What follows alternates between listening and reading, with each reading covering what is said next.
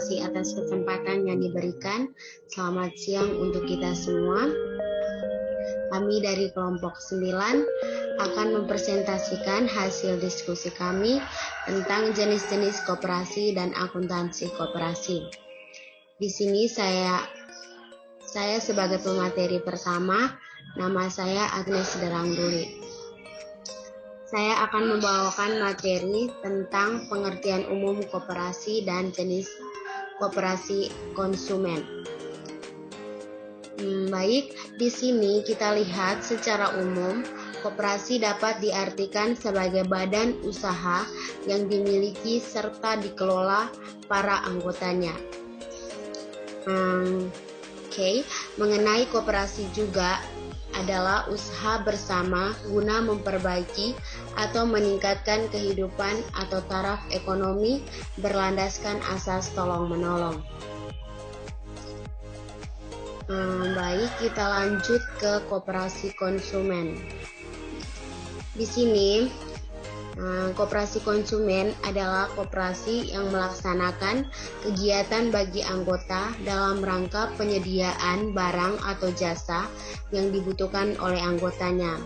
Jadi, mengenai koperasi konsumen ini, dia berperan dalam mempertinggi daya beli sehingga pendapatan real anggota meningkat.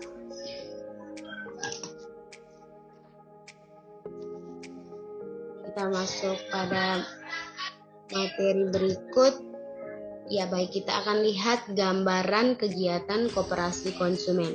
Jadi di sini ada produsen, pemasok, koperasi, anggota, dan masyarakat. Jadi di sini produsen menyediakan barang untuk menyalurkan ke pemasok. Kemudian dari pemasok, koperasi membelinya untuk menjual kembali barang tersebut kepada anggota atau masyarakat. Jadi di sini koperasi konsumen ini anggotanya merupakan konsumen akhir dari suatu produk yang dihasilkan oleh produsen.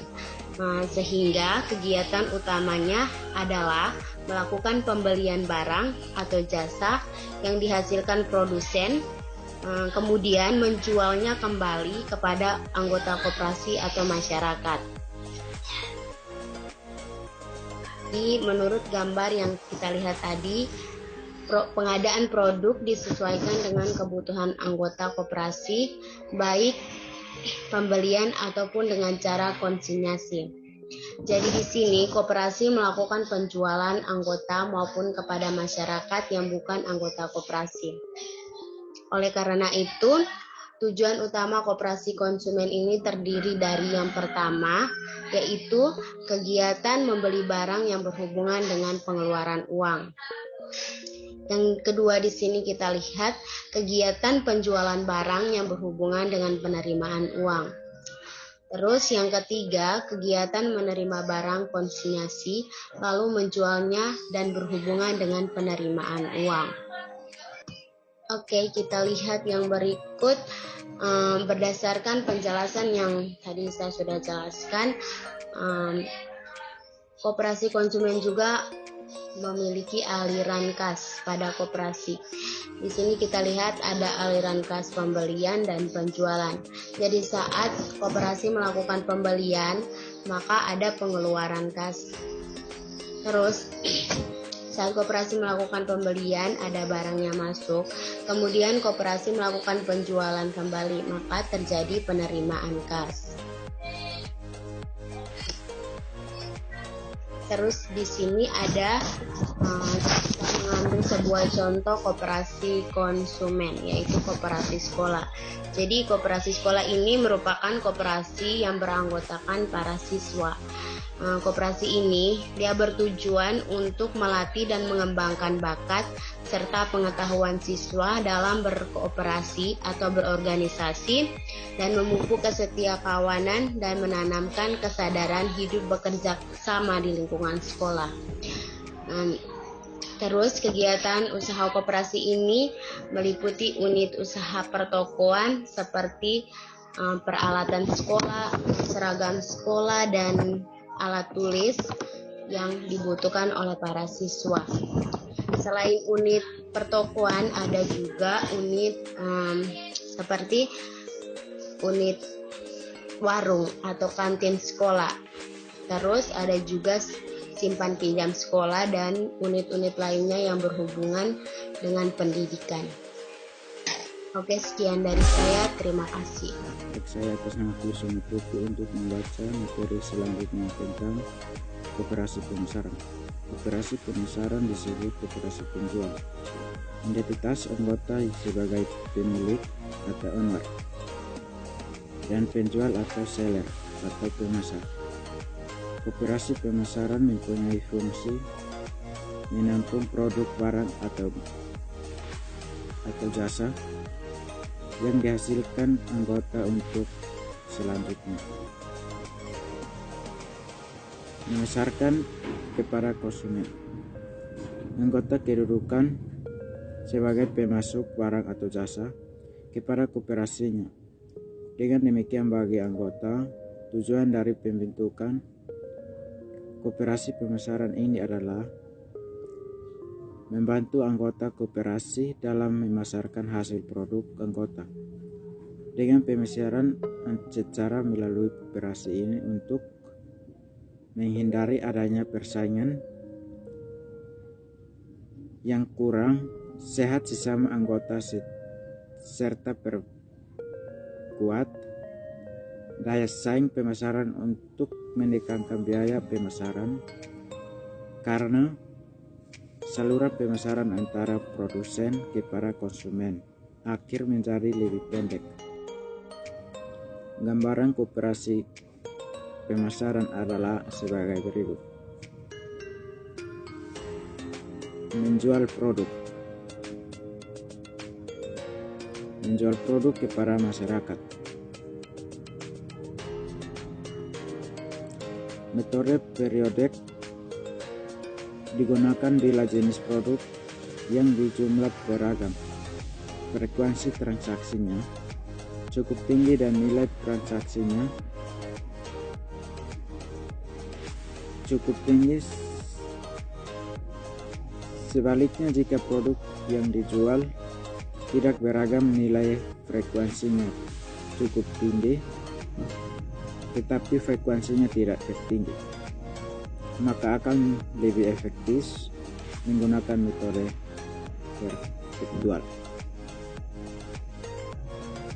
Jika koperasi konsumen, produk dijual pada anggota, berbeda dengan koperasi pemasaran, produk dijual kepada non-anggota atau masyarakat. Oleh karena itu, dalam koperasi tidak menggunakan akun partisipasi bruto, jadi yang digunakan akan penjualan persamaan antara koperasi konsumen dan koperasi pemasaran adalah keduanya memiliki aktivitas penjualan produk dan metode pencatatan dengan menggunakan sistem periodik maupun perpetual. Sedangkan perbedaannya pada tabel berikut ini. Ditunjukkan pada tabel berikut. Perbedaan koperasi konsumen ada dua perbedaan: membeli produk dari produsen atau pemasok, produk dijual pada anggota maupun non-anggota. Sedangkan koperasi pemasaran ada dua perbedaan: produk dari anggota dijual kepada koperasi, produk yang dibeli dari anggota dijual kepada non-anggota. Contohnya koperasi pemasaran atau penjualan ini adalah koperasi pemasaran kelinci dan koperasi pemasaran barang-barang atau mobile. Sekian dan terima kasih. Koperasi jasa keuangan atau yang biasa disingkat dengan KJK adalah koperasi yang bergerak di sektor keuangan dengan aktivitasnya yang melakukan simpan pinjam. Sumber dana diperoleh dari anggota yang berupa simpanan pokok, simpanan wajib, maupun dari sumber lain seperti dari lembaga perbankan. Dana yang dihimpun oleh koperasi disalurkan kembali kepada anggota atau pada calon anggota. Atas penyaluran tersebut, koperasi mendapat pendapatan berupa pendapatan bunga. Koperasi ini sering juga disebut dengan koperasi simpan pinjam atau KSP. Untuk memperoleh gambaran aktivitas koperasi jasa keuangan, ini dapat dilihat dari mulai gambar berikut. Ini adalah gambaran aktivitas koperasi jasa keuangan. Dari gambar ini, kita bisa mengetahui bahwa aktivitas koperasi jasa keuangan hampir mirip dengan bank perkreditan rakyat. Hanya saja, koperasi ini tidak menerbitkan deposito. Dengan demikian, koperasi jasa keuangan ini dapat dipandang sebagai lembaga intermediasi bagi masyarakat yang membutuhkan dana untuk kepentingan modal kerja, guna menggerakkan perekonomian rakyat. Fokus utama dari koperasi jasa keuangan adalah penyaluran dana melalui pemberian kredit kepada anggota. Meskipun dalam praktik, seringkali koperasi di samping memberikan pinjaman kepada anggota dan juga kepada masyarakat non-anggota. Koperasi jasa keuangan juga memiliki beberapa perkiraan. Yang pertama, partisipasi bruto anggota, partisipasi neto, pendapatan dari non-anggota, partisipasi jasa bunga atau pinjaman, partisipasi jasa administrasi dan provisi, beban pokok, pendapatan jasa bunga, pendapatan jasa administrasi dan provisi, denda, beban operasional, beban perkoperasian, simpanan sukarela, simpanan pokok, simpanan wajib, modal sumbangan, modal penyertaan, cadangan, dana-dana bagi SHU, dan yang terakhir adalah sisa hasil usaha. Di dalam koperasi jasa keuangan terdapat juga beberapa transaksi-transaksi. Yang pertama, transaksi pemberian kredit. Yang kedua, transaksi pelunasan kredit. Yang ketiga, transaksi kelambatan pembayaran angsuran. Yang keempat, transaksi pengeluaran yang berupa beban. Yang kelima, transaksi penerimaan kas yang bukan merupakan pendapatan. Yang keenam, transaksi alokasi sisa hasil usaha. Dan yang ketujuh adalah transaksi penanaman dana. Sekian dari materi saya. Terima kasih. Baik, kita masuk ke jenis koperasi yang berikutnya, yaitu koperasi produsen. Koperasi produsen adalah koperasi yang menjalankan aktivitas memproduksi barang, kemudian menjualnya kepada masyarakat. Nah, aktivitas produksi ini dimulai dari membeli bahan baku, kemudian mengolah bahan baku tersebut sampai menjadi barang jadi. Untuk mengolah barang jadi, dibutuhkan biaya produksi. Ada 3 biaya produksi, yang terdiri dari biaya bahan baku langsung, biaya tenaga kerja langsung, dan biaya overhead pabrik. Koperasi produsen contohnya itu koperasi kerajinan dan koperasi industri.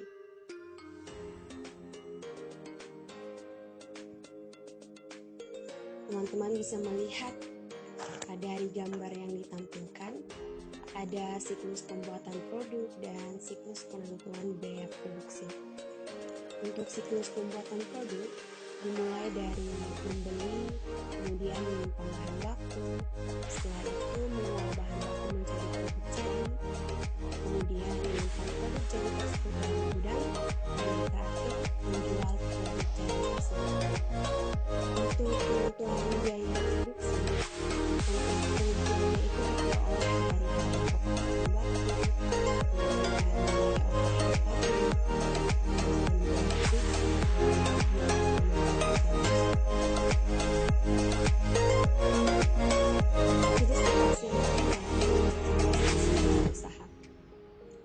Koperasi serba usaha itu menjalankan berbagai jenis bidang usaha. Jadi dia tidak satu bidang, melainkan beberapa bidang usaha. Misalkan, di samping menjalankan aktivitas simpan pinjam, koperasi serba usaha juga menjalankan aktivitas penjualan barang. Contoh koperasi serba usaha satunya adalah koperasi karyawan di suatu perusahaan. Koperasi tersebut memiliki toko kelontong dan kantin untuk makan karyawan. Selain itu, koperasi ini juga bergerak sebagai koperasi simpan pinjam dan melayani jasa outsourcing karyawan, bagian kebersihan dan keamanan di perusahaan tersebut. Berikut adalah gambaran aktivitas koperasi serba usaha yang bergerak di bidang simpan pinjam dan penjualan produk.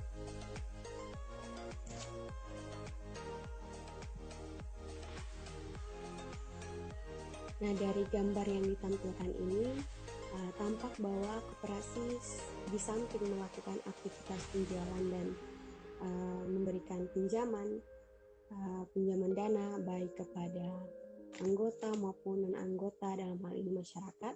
Sedangkan untuk sumber dananya itu koperasi serba usaha memperoleh dari lembaga keuangan, kemudian dari anggota, bahkan dari non-anggota atau masyarakat.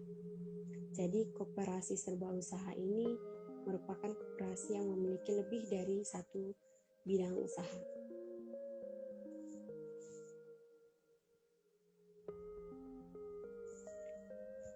Jadi kesimpulan yang dapat diambil berdasarkan bidang usaha dan jenis anggotanya menurut PSAK nomor 27 tahun 2007, koperasi dikelompokkan ke dalam beberapa jenis, yaitu koperasi konsumen, koperasi pemasaran, koperasi jasa keuangan, koperasi produsen, serta koperasi serba usaha. Demikian penjelasan materi tentang jenis-jenis koperasi dari kelompok kami. Jika ada kekurangan, mohon dimaafkan. Terima kasih.